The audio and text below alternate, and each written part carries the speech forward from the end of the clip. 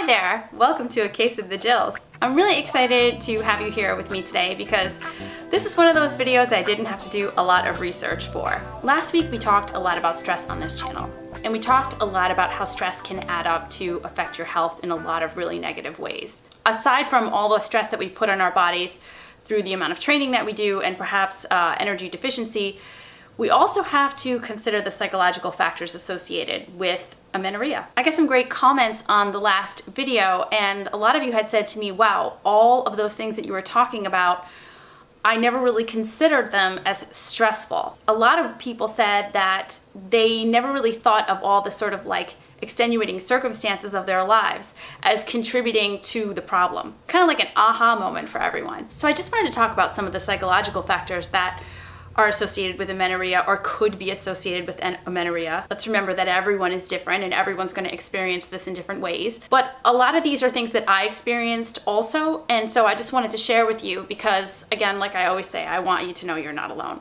We know that to recover from amenorrhea, we are most likely going to have to reduce the amount of training that we're doing. And one of the things that I hear a lot, and also I felt myself, was this reluctance to stop training because we have grown to think that we process stress better through the exercise that we're doing. I hear a lot of girls tell me that they don't want to stop running or they don't want to stop training because they really need that time to cope with the stress in their lives. This is totally understandable. I went through this as well.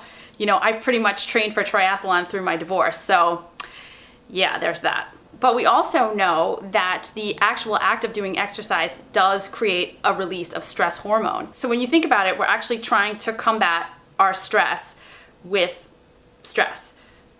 It doesn't really work. In effect, when we go out and think that we're coping with stress by exercising, we're actually not coping. We're basically ignoring, or perhaps we are just experiencing a momentary satisfaction that comes from endorphins.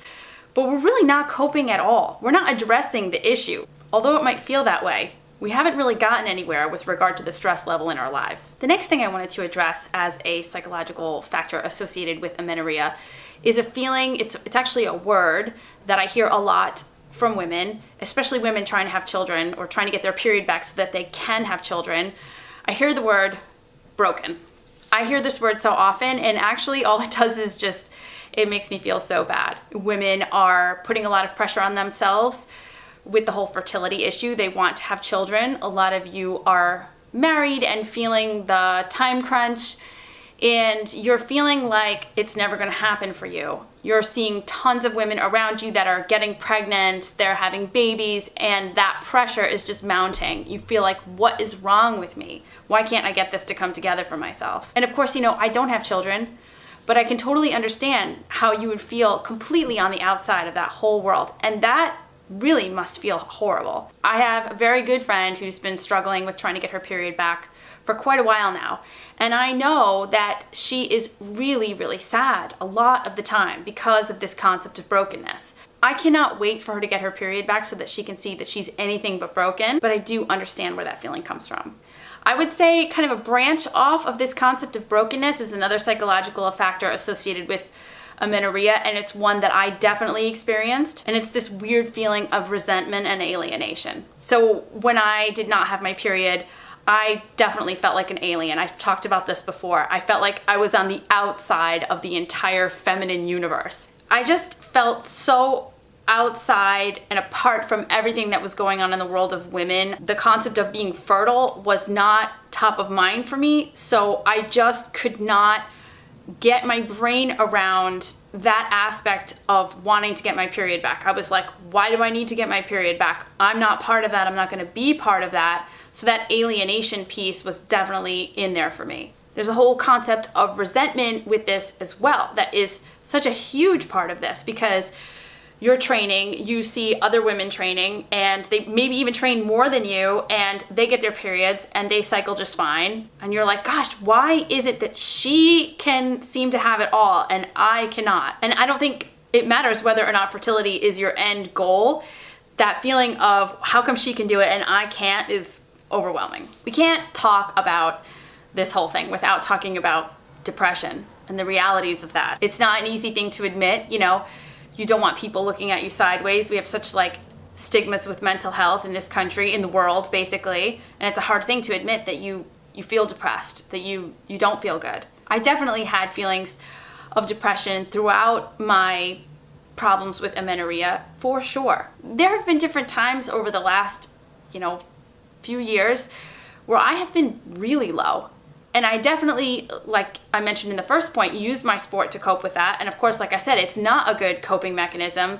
So you still are left with this emptiness. When I wasn't getting my period, I felt bad about myself a lot of the time. Also because, I refused to accept the reason why it was that way. I would sometimes go out and pound out the miles thinking to myself like, yeah, I'm just gonna keep going for it because what does it matter anyway? I definitely thought that. I definitely went through this period of thinking that I didn't matter and nothing I was going through mattered. And it made me, it was sad. I think about it now and I'm like, God, I can't believe that I had those low feelings for as long as I did. And I didn't think that there was any way out of it. I didn't realize what I had to do to not feel that way. I didn't realize I had the power. Lastly, I guess we have to talk about this concept that we have touched on before on this channel, which is exercise addiction. Addiction is an ugly, ugly word. No one wants to hear the word addicted. No one wants to talk about addictions. You've heard me talk before about being out on the trail and sort of wishing I would break my foot or get a stress fracture or hurt myself in some way so that I would have to stop. Eventually, of course, I was able to stop, but not without a lot of work in understanding that the running was actually the thing that was making me feel terrible. I think this addiction piece is a lot more common than any of us really want to admit. So I did a little bit of research, and there's a study by Bomba that identified some other psychological factors having to do with amenorrhea. Like I said, I didn't immediately think of these things, but as soon as I read the list, I can definitely identify with some of them. So they are social insecurity, introversion, and maturity issues. I'm gonna leave that there, but I definitely have introverted tendencies, believe it or not, even though I have a YouTube channel. I definitely have maturity issues for sure. And insecurity, you've never heard me talk about my insecurities on this channel before. I relate to all these things. I'm not sure if you're going to, but I definitely did.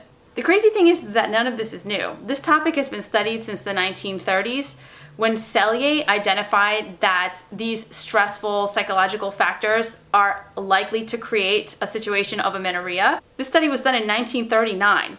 And for context, the bikini wasn't invented until 1946. Not that I'm making a correlation here, but I'm just saying that this is something that's been going on for a very long time. Can you believe they were studying this in 1939?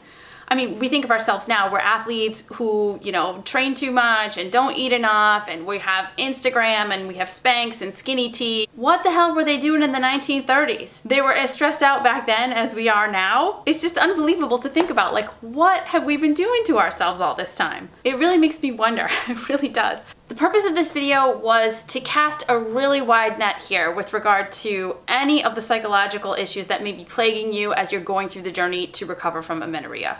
You have to know that every single thing that you're thinking and feeling is 100% valid. One thing I have to tell you is that the women who seem to struggle the most with amenorrhea recovery are the ones that are unable to work through the psychological aspects of recovery.